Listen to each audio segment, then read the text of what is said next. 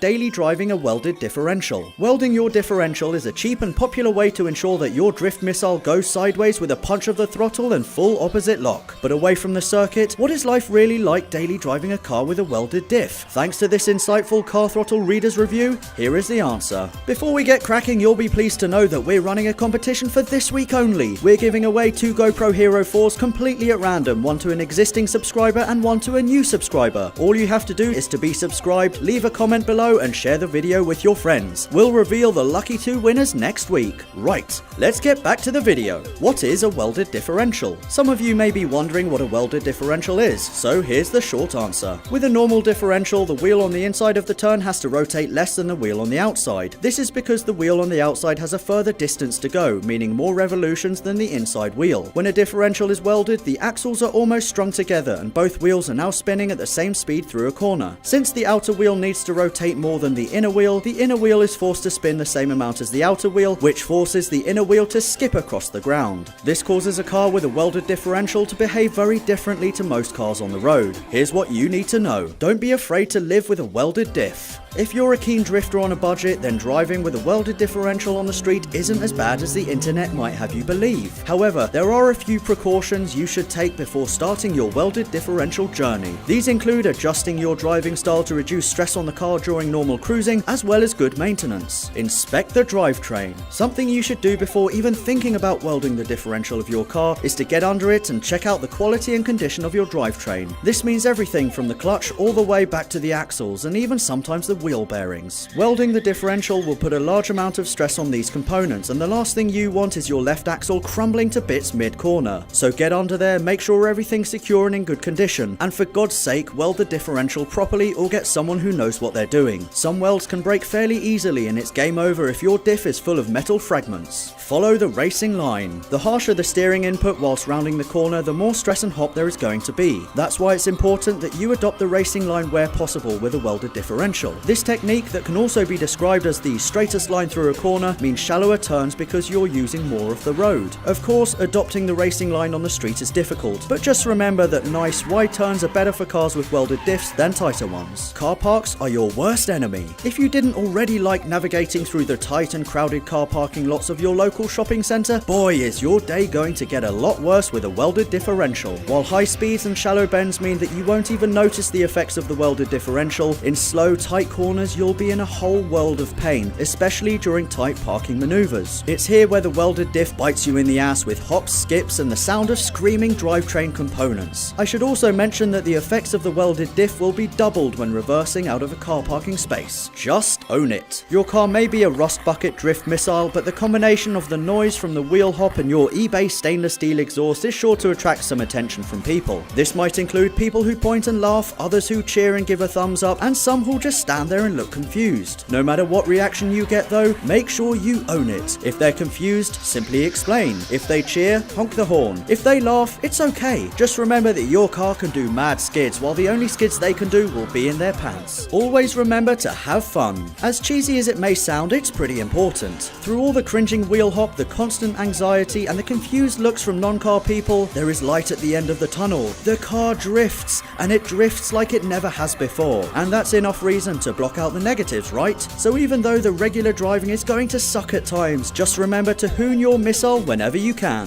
Thanks to CT User Performance and Luxury for the insightful look at life with a welded differential.